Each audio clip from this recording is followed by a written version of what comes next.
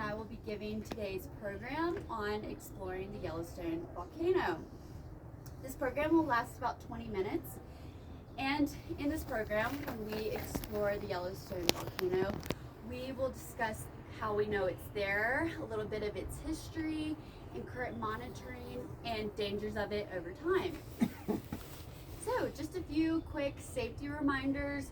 Always stay on trails and boardwalks, especially in thermal areas. Please do not touch or throw objects into any thermal feature. Keep your children nearby, and we don't allow pets unless they're service animals in the basins. Also, do not approach or feed any wildlife. So, with all of that being said, what do you imagine when you think of a volcano? An eruption? Above ground. Above ground, Lava, yeah. above Fire, ground, yeah. like a Fire, cone. yeah. Kind of like dark, smoky, maybe like Hawaii? I think Hawaii, that's where I was going. Yeah, the Hawaii volcano. Any Some other? geologically active area with a reservoir underneath that builds up over a long Okay. time. Yes, that's exactly what it is.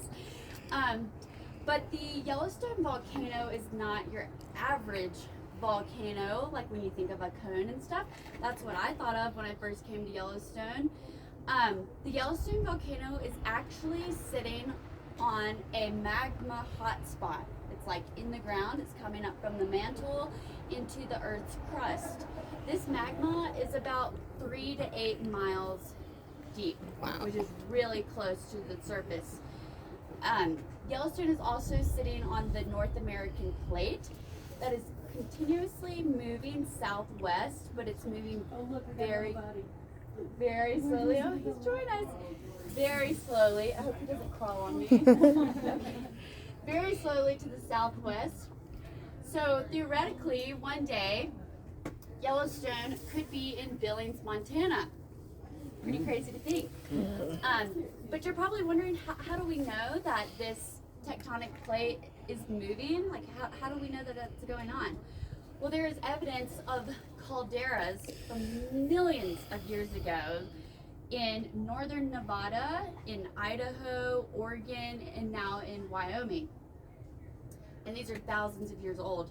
A caldera, which we've had 3 in Yellowstone's history, is when a volcano explodes or erupts, and then the remaining crust falls in on itself and makes that bowl, which is what we call a caldera. Has anybody been to see the Grand Canyon? You people? So you know how big it is, how deep and wide and long? The 3 caldera forming eruptions that happened in Yellowstone produced enough lava and ash to fill the Grand Canyon. That is a lot of ash. So you're probably wondering, how else do we know that we are on a volcano? Well, there's evidence of it all over Yellowstone National Park and also here in Norris Geyser Basin. So you can see it, you can hear it, I can hear it right now, and you can smell it. Take a deep breath in and enjoy the smell. So some of the features that we have here are a fumarole, a mud pot, a geyser, and a hot spring. Can anyone tell me what the ingredients for these features are? Anybody? Water. Water, Heat source. heat source, Acidic sort of something. no, no. Porous rock. And yes, like rock in a plumbing system. So this heat is coming from our hot spot, which is 3 to 8 miles below us. That is heating the water that we have, which are in little reservoirs. And when that water gets hot enough and creates enough pressure and steam, it comes to the surface. And it's very important. Each feature is different because of its rock and plumbing system. So the fumarole That's actually our hottest feature that we have. It produces only steam because by the time the water gets close enough to the surface, it is boiled to where it is only steam. And then we have a mud pot, which is actually bacteria in the water that is eating away at the rock lining, producing that mud. But then the fumarole part is always there. So it's producing that bubbling and popping that I enjoy so much. So And a mud pot is basically just a fumarole with extruded piles in it. yes, producing the mud there. It mixes with, or they mix with the hydrogen sulfide and create sulfuric acid. So that's pretty cool to think about. And then we have the hot springs or hot pools. That their plumbing is an open plumbing system, so water is continuously always flowing up to them. They may not look hot, but these features are over boiling, so over 212 degrees Fahrenheit. And then we have our geysers that everybody loves. It has a constricted plumbing system, so it's like this. Instead of being open, it's closed, and when it builds enough pressure, it will erupt. So now that we know that we have these features here, we need to talk a little bit about how dangerous they are. Features are very hot, which we have talked about. They're very unpredictable. You could be walking past a feature and it could erupt for the first time in 100 years. These features also have very fragile and thin crust around them. So if you were, which you won't because you're going to be staying on the boardwalks, get near like a feature, if you get too close, you may not know how thin that ground is and you could fall in and burn yourself, which would be very bad. And a lot of the features here at Norris are acidic, kind of like battery acid. The most acidic one that we have here is Echinus, and it has like a 2 pH. We'll wait for questions at the end. So now that we know thermal features are dangerous, let's talk a little bit about volcanic hazards over a much longer period of time. You guys can move in if you want, so you can hear me better. Yeah. We have 4 volcanic hazards that we should be worried about. We first have small hydrothermal explosions. This is when a feature builds so much pressure in it that it literally explodes. It throws rock into the air, gases, water. This actually happened here in Norris Geyser Basin at Pork Chop Geyser in the back basin. I don't know if anyone has been back there to see it yet, but you can literally see the rocks around it that are protruding out. It shot rocks over 200 feet into the air in 1989, and visitors were present, and it's honestly a miracle that nobody got hurt. So that's number 1. So for our second one, can I have everybody stomp with me? Great. So you just replicated our second volcanic hazard, which is an earthquake. I'm actually going to steal this from you now. I should have grabbed this earlier. But now we have an earthquake. We have 700 to 3,000 earthquakes here in Yellowstone National Park a year. Most of them we don't feel. This is because we know that they happen due to seismic monitoring that is going on in the park. This is probably the most realistic hazard, causing destruction to any infrastructure and ultimately some loss of life, which hopefully we don't have a major earthquake here anytime soon. Next, we have what most people would associate with a volcano are lava flows. Yellowstone has not had a lava flow in a very long time. Can anyone tell me the youngest lava flow in Yellowstone? What age is it? 670,000. No.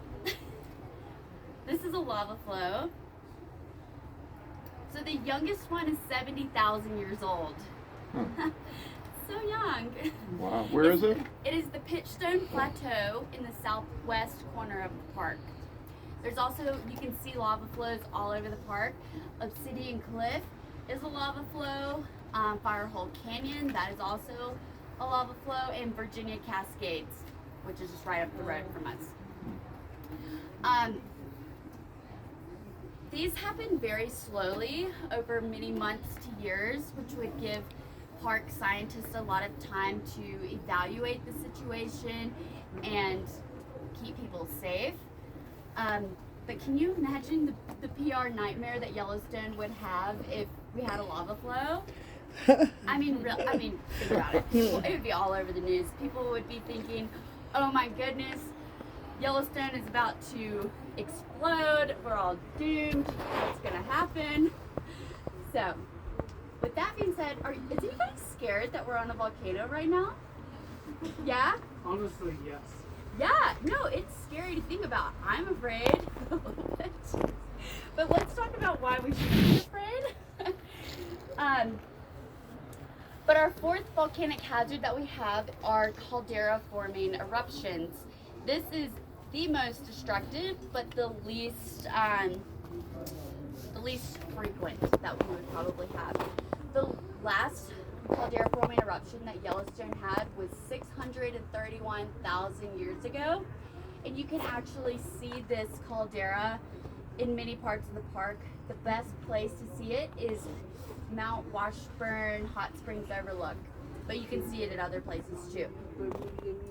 A caldera forming eruption is when hopefully this doesn't fall over, is when this volcano that we have starts to bulge due to heat and pressure making the crust rise, and then the crust starts to fracture, magma and gases start coming out of the crust, and then results in a explosion of the whole volcano.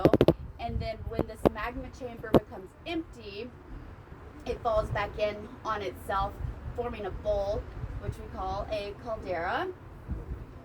There's actually nothing that says that the caldera forming eruption ever has to happen again.